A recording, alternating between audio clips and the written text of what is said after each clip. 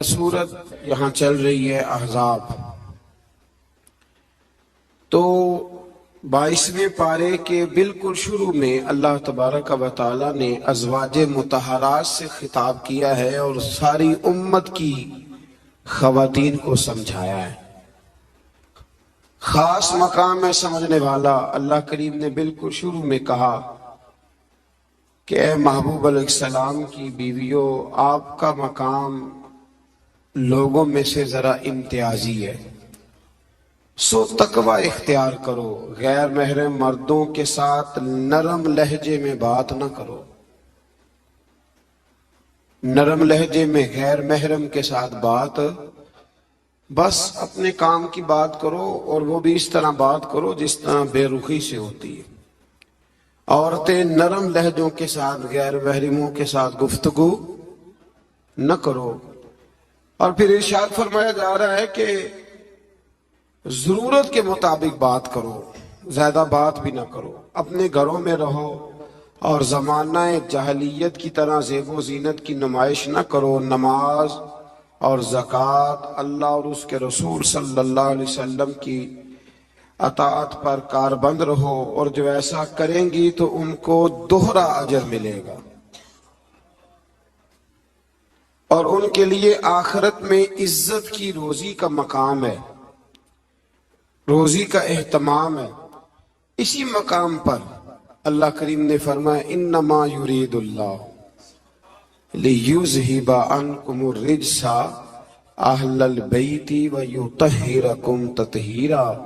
فرمایا اللہ تو یہی چاہتا ہے اے نبی کے گھر والوں کہ تم سے ہر ناپاکی دور کر کے تمہیں صاف ستھرا کر دے۔ فرمایا اللہ تو یہی چاہتا ہے کہ تم سے ہر ناپاکی دور کر کے تمہیں، پیچھے کس کا ذکر ہو رہا تھا؟ ازواج مطہرات کا، نبی پاک علیہ السلام کی۔ تو یہ ذکر ہی، یہ آیت تذکرہ ہی ازواج کے تذکرے میں آیا۔ بہت سارے لوگ کہتے ہیں اہل بیت میں بیویاں شامل ہی نہیں، یہ صرف حضور علیہ السلام کہ وہ اہل بیت ہیں جو حضرت علی، سیدہ فاطمہ اور ان کی اولاد ہے۔ وہ خدا کے بندے، جب آپ سے پوچھا جاتا ہے گھر والوں کا کیا حال ہے تو بیویاں مراد ہوتی ہیں کہ نہیں؟ جب پوچھا جاتا ہے کہ گھر والوں کا کیا حال ہے صرف بچے مراد ہوتے ہیں کہ بیوی بھی مراد ہوتی ہے؟ تو یہ عجیب فلسفہ ہے کہ یہاں لوگ کیا کرتے ہیں، کہتے ہیں صرف اہل بیت سے حضور صلی اللہ علیہ وسلم کے اولاد مراد ہے، بیویاں مراد نہیں۔ تو یہ سرے سے بات ہی درست نہیں ہے۔ جب اہل بیت کی بات ہوگی تو حضور کی ساری ازواج اہل بیت میں شامل، یہ سمجھ لے بات، چونکہ یہاں تذکرہ ہی ازواج مطہرات کا چلا آ رہا ہے۔ پھر اس سے آگے آیت نمبر 35 میں مومن مردوں اور عورتوں کی اکٹھی صفات کا بیان ہے۔ اللہ تبارک و تعالی نے فرمایا کہ مومن مرد اطاعت شعار ہوتے ہیں، صداقت شعار ہوتے ہیں، صبر و رضا کا پیکر ہوتے ہیں۔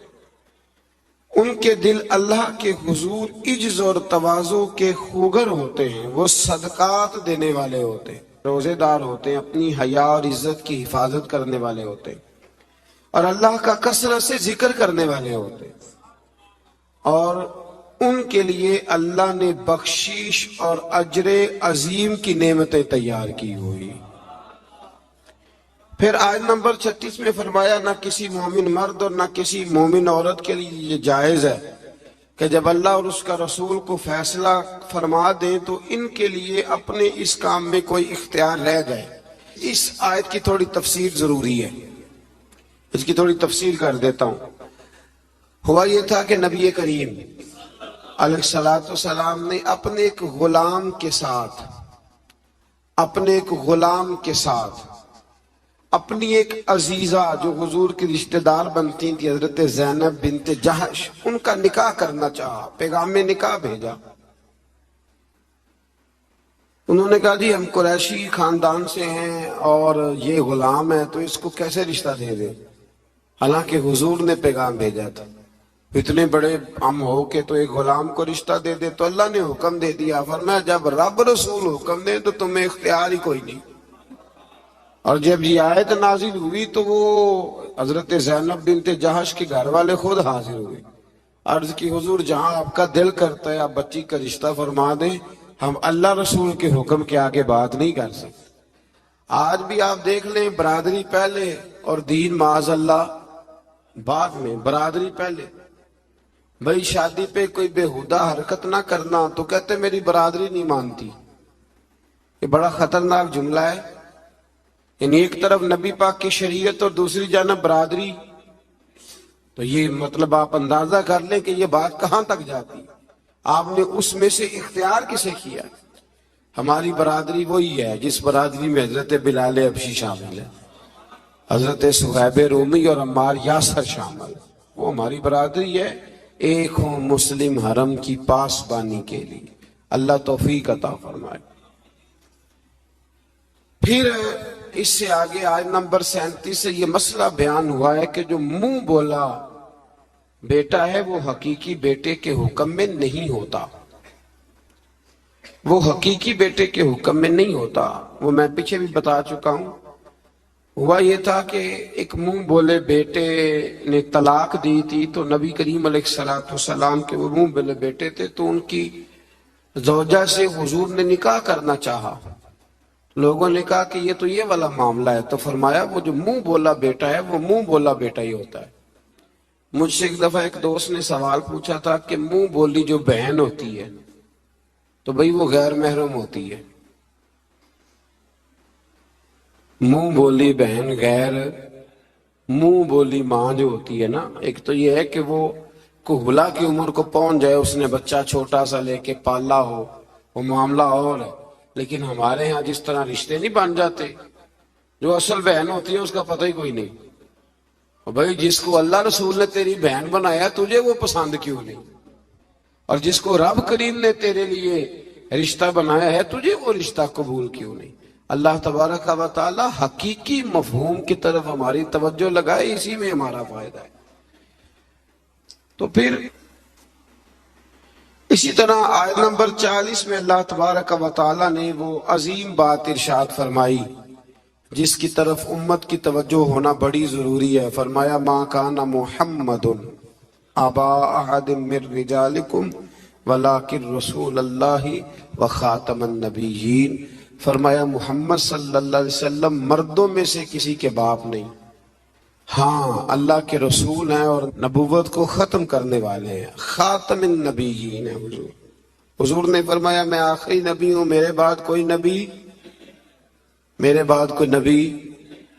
ضرورت بھی کوئی نہیں، اس لیے کہ میرے نبی نے کمی چھوڑی کوئی نہیں، ضرورت ہی کوئی نہیں، حاجت ہی کوئی نہیں، ضرورت ہی کوئی نہیں۔ بلا وجہ بعض لوگوں کو اللہ تبارک و تعالیٰ معاف کرے، روٹی پیٹ بھر کے کھانے کو نہیں ملتی تو نبوت کا دعویٰ کر دیتے، اور عجیب و غریب قسم کے لوگ ہیں جو میدان میں آ نکلتے ہیں، اور مجھے تو ان لوگوں کی سمجھ نہیں آتی جو دلیلیں پوچھتے ہیں اور پھر بعد میں کہانیاں سناتے ہیں۔ تو بھائی حضور آخری نبی ہے، رسول کریم کے بعد کوئی نبی آ سکتا؟ ایک بات کو سمجھیں، حضور کا تاج ہے ختم نبوت، یہ نبی پاک کی نشست ہے ختم نبوت، یعنی نبی ختم ہو گئے تو آخری نشست پہ حضور بیٹھے ہیں۔ تو اب جو کہتا ہے کہ میں نے بھی بیٹھنا ہے تو بے ادبی کرتا ہے کہ نہیں کرتا؟ اس لیے قادیانی اتنے برے ہیں، ان سے مسلمان اس لیے بیزار رہتے ہیں کہ وہ بہت بڑی بے ادبی کرتے ہیں۔ وہ نبی کریم علیہ السلام کے بعد کسی کو ذلی اور کسی کو بروزی نبی مانتے ہیں۔ بھائی رسول کریم پر نبوت ختم ہو گئی، اور نبی کریم علیہ السلام فرماتے ہیں میرے بعد کوئی نبی، فرمایا اگر کوئی ہو سکتا ہوتا نا تو خطاب کا بیٹا عمر ہوتا، جن میں صفتیں ہیں لیکن جو ہو سکتے تھے جب وہ نہیں ہوئے، جو ہو سکتے تھے تو ایک کانا آدمی، وہ کانا تھا مرزا، ایک آنکھ سے کانا تھا، اور عجیب اس کے باتیں تھیں، بڑے بڑے عجیب اس کو امراض تھے، اس نے اٹھ کے دعویٰ کر دیا۔ تو بڑے بڑے عجیب لوگ ہیں نا، ماننے والے تو شیطان کو بھی مانتے جاتے ہیں، معاذ، ماننے والے تو سب کو مل جاتے، اللہ تبارک و تعالی ہمیشہ حق پر استقامت عطا فرمائے۔ پھر اس سے آگے نبی کریم صلی اللہ علیہ وسلم کی کچھ اور صفات کا بیان ہے۔ اللہ کریم نے فرمایا یا ایھا النبی، ہمارا مقصد دین اسلام کی حقیقی تعلیمات کو عام کرنا اور مسلمانوں کے ایمان کو مضبوط بنانا۔ ہماری ویڈیوز دیکھیں، سیکھیں اور دین کی روشنی دوسروں تک پہنچانے میں ہمارا ساتھ دیں۔ سبسکرائب کریں، بیل آئیکن دبائیں تاکہ آپ کو ہماری نئی ویڈیو کی اطلاع سب سے پہلے ملے۔